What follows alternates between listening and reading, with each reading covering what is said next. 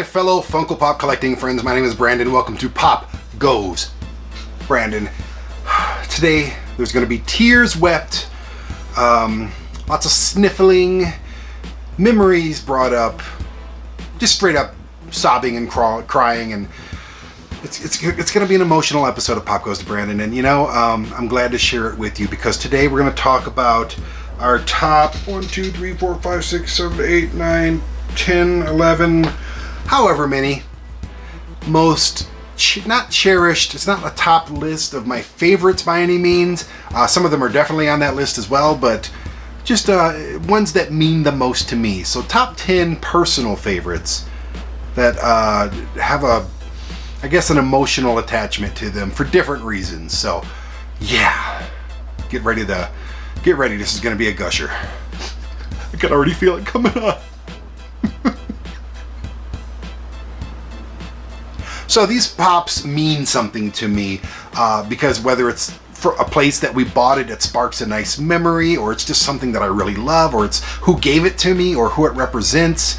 Yeah, I think that it's going to be it's a little bit of a different episode, okay? It's a personal, emotional episode. So just grab some Kleenex. I will too, and we'll just cry it out, man. We'll hug it out, we'll cry it out, we'll high five it out, put your hand on the screen. Okay, let's get to it. I don't even know how many we got, to be honest with you. I just kind of plopped them here. Got 4, 5, 6, 7, 8, 9, 10, 11. We're gonna do a top 11. How about that? Top 11 list. Never been done in the history of television. It's always 5 or 10 or 20 or 25, never 11. So let's make this thing happen. At number 11, this actually came in a bucket. I found this at Funko Hollywood in Los Angeles. Amazing place. If you ever go to California in general and you're a pop collector, get your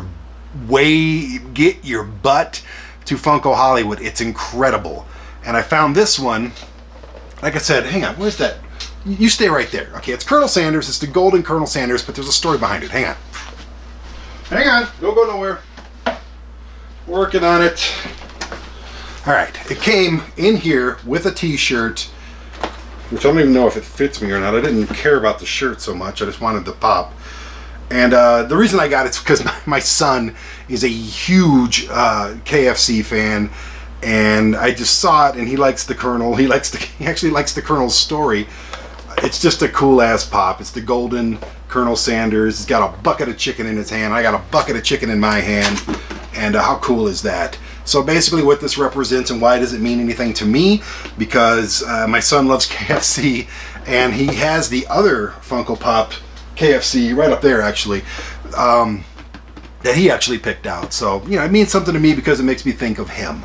Simple as that. Can you see where we're going with this now? All right, number 10. I'm just going to grab this and that.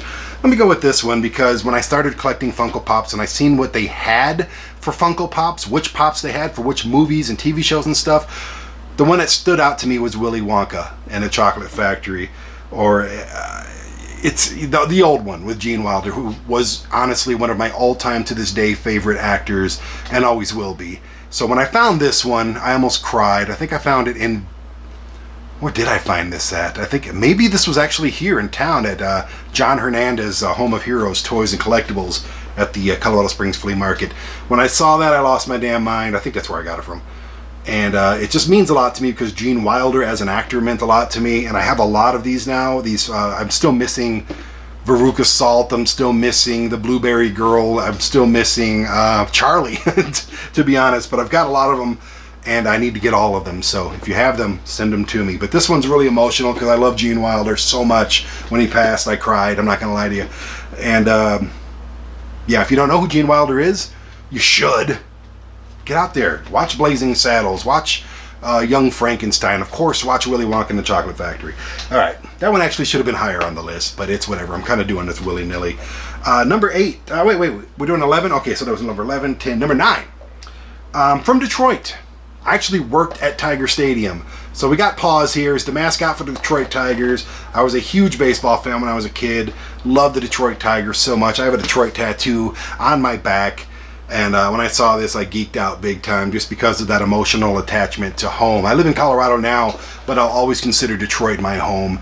I love it there. I love the people that are still there that I still know. I have nothing bad at all to say about my being born and raised in Detroit. You can say what you want about Detroit. You may have to fight me for it and a lot of other people, but don't piss off Paws, okay? Don't talk bad about Detroit. It's really cool. It's got all kinds of stats and stuff on the back. I never even noticed that, but love it. Okay, number 11, 10, 9. Number 11, 10, 9, number 8. I'm going to get this one out of the way because this is usually the number one on every list. It's my holy grail, and I'm only putting it down here because it should be number one on this list as well. It could very well be, but the members of this band, Rush, I think they've had enough accolades from your friend Brandon here. They've been at the top of almost every list. My most expensive list, this thing's worth like $250. Yeah, I think they're okay with being a little bit down on the emotional list. And the only reason is because I don't know them personally. I cry every time I see Neil Peart because I love Neil Peart. He's my favorite drummer of all time. The band is one of my favorite bands of all time. And I cried for Neil Peart because he passed away last year. It's just awful. Died of cancer. But it's every time I hear a Rush song, especially one that I grew up with, it just sparks something in your friend Brandon here. If you don't like Rush, then we probably can't be really, really good friends. We could be friends, especially if you subscribe to this channel right now. Just hit the button. Hit the notification bell as well so you know when I'm producing new video. And if you really like this video because it's so emotional and we're touching each other's souls at this moment, or at least I'm touching yours. I know I am. You've gone through 3 boxes of Kleenex already, haven't you? This is like a Lifetime original movie right now. That's how emotional and how personal this is. Where did I leave off? 10, 9, 8, 7. Number 6. You know, there's a lot of reasons this one's emotional and really personal to me. It's Little Shop of Horrors, Audrey 2. Mainly because this is one of the first ones. This is the first one in this size I ever bought. This is my first pop right here. I saw it and I'm like, I gotta have that. I didn't even know what a Funko Pop was at that point. I saw them before, of course, because they're everywhere, but I saw this and I'm like, I have to have that. It's really heavy, and it's one of my favorite movies of all times. I love it. I have all of them except for the baby. I saw the baby, I didn't buy the baby. I'm mad at myself for not buying a baby. But this one right here is one of the first ones, so this one kind of sparked it off for me. It's one of the first, standard size pops. It is the first standard size pop I bought. And that was followed by number 11, 10, 9, 8, 7. Number 6. I always forget where I'm at. But number 6 was bought right after that. It's Rocco and Spunky from Rocco's Modern Life. I love this cartoon to this day. They just had a special on Netflix and it was great. And it's the same reason exactly for Audrey 2, even though this is a little more recent than that. But yeah, it's just one of those things where you look at it, the color schemes, the expressions on their faces, the characters, the whole thing. I can hear the theme song in my head. Very, very personal to me. One of my favorite cartoons, if not my favorite. Absolutely my favorite cartoon from the 90s. Maybe tied with South Park, which is still going, so you can't really say it's from the 90s. I guess you could say it's from the 90s, but anyways. Number 5. Man, there's some emotional stuff here. I'm going to cry on all of these, especially this one. You just saw the new movie from Bill and Ted. I couldn't find Bill. He's up there somewhere. But Bill and Ted should be tied for number 5. And I need somebody with cue cards over there just to tell me the numbers. For number 5, it's Ted as Theodore Logan from Bill and Ted. Again, when I first got into this, I was like, I have to have all the Monty Python ones, the Rocky Horror Picture Show ones, the Willy Wonka ones, and the Bill and Ted ones, and the Beavis and Butthead ones. I don't have the Beavis and Butthead ones, but I have most of the other ones. But this one was the first time I walked into a store and squeaked. The first time I went into Home of Heroes from John Hernandez here in Colorado Springs, I squeaked when I saw this, because I already had Bill, but I didn't have Ted, and this is the one I really wanted. So I have him, he's cherished, he's protected in a case, and I love him very, very much. I'm going to change, here we go. Number 4, it's another tie. Super Troopers. Now, it's not all of the Super Troopers, it's just these 2 particular ones, because I filmed a TV show called The Drink here in Colorado Springs at a restaurant called The Rabbit Hole with these guys. Oh, I lost my screen. With these guys. His actual name is Paul Soder and Eric something. I forgot his last name because I'm an asshole.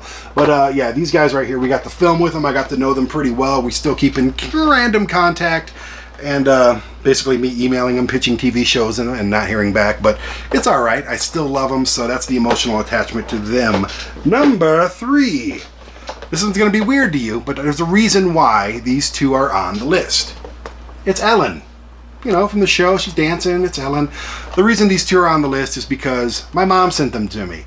My mom questioned why I'm collecting Funko Pops and I have so many dollars worth of Funko Pops and they're taking over the entire house. She questioned it. Of course she would. She's a smart mother. She's looking out for her boy. But then she got into it and she has these as well, and she has another one that we're about to talk about. So these are really emotional because they came from my mother, and much like I did. We're all brother and sisters here. No, she sent them to me and I love her for it, and they're really cool. And this one, the holiday one, the limited edition, might actually be worth something in a few days, and that's why she has one as well. Plus she likes Ellen. I don't ever watch Ellen. I have nothing against Ellen. I just don't have time in the day to watch everything. So but number 3 is the Ellens. Thank you, Mom. And let's go this one. Number 2 on the list of the most emotionally attached Funko Pops I have, the ones I have personal connections to, is another one from my mom. My mom's name is Jeannie, and I found this, and I actually sent this one to her. So she has like a 3 pop collection going on. First she wondered why I was collecting them, and now she has her own little collection, which is just great to me. I'm going to keep sending them to her, just things that she likes. There's plenty. But yeah, how cool is that? I Dream of Jeannie, Barbara Eden, Smoking Hot. They spelled Jeannie right, which is why my mom likes it. And her navel is covered. And that's just how it is. I think it's great. Makes me think of my mom every time I see it. Which I talk to my mom every day. She's still one of my best friends to this day. I know she's my mom, but she's still my best friend. And anybody you talk to on a daily basis is a good friend. Love her to death. And I love this pop because it makes me think of her. And are you ready for the number 1? What could be more emotional than that?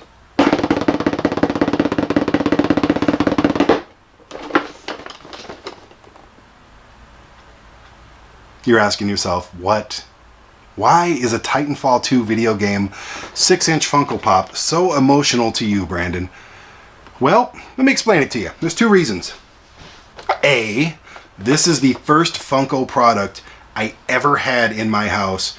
This is it. This didn't spark the collection. I got this because my kid loves Titanfall 2. It's the Blisk with Legion and Legion, whatever. It's one of the robots. He loves the game. At that time we bought it, he was playing it constantly. There's a rip in the box now. That makes me sad. But anyways, it's the first Funko Pop we have. This is the first one we ever had in our collection, or in the house, period. I had no intentions on collecting Funko Pops at that point, but obviously that didn't stay true. But mainly it's just a reminder of, me and my kid, and this is something I got to get for him. Eventually we're going to do a video game Funko Pop episode where it's all basically his stuff. Even though he doesn't collect them, I kind of collect them for him because I'm just trying to find something that we can do together. But I love my kid more than anything on the earth, and this reminds me of him, and anything that reminds me of him is something that I absolutely love. Plus, on top of that, it's the first one to ever hit these shelves. Yay. Yay. Thank you so much for going on this emotional roller coaster with me and enjoying this top 11 personal Funko Pops that I have emotional attachments to. Maybe some emotional baggage as well. So I'm going to turn this off right now and go sob and cry into a pillow. Before that, I really hope you feel bad for me and have an emotional connection with me, and you hit the subscribe button, you hit the notification bell, and you hit that oh so elusive like button. It's just sitting right, they're all sitting right here. There's 3 little things. Just go bloop, bloop, bloop, and that's all you have to do. Actually, you only have to hit the notification button once. The notification bell, it's like in the shape of a bell. Just hit it once, ding! And it's there forever. Same with the subscription button. You only have to hit it once. So if you've already done all that stuff, first of all, thank you. I love you. I have an emotional attachment to you now. All you have to do now is just hit the like button, and that's it. We're friends.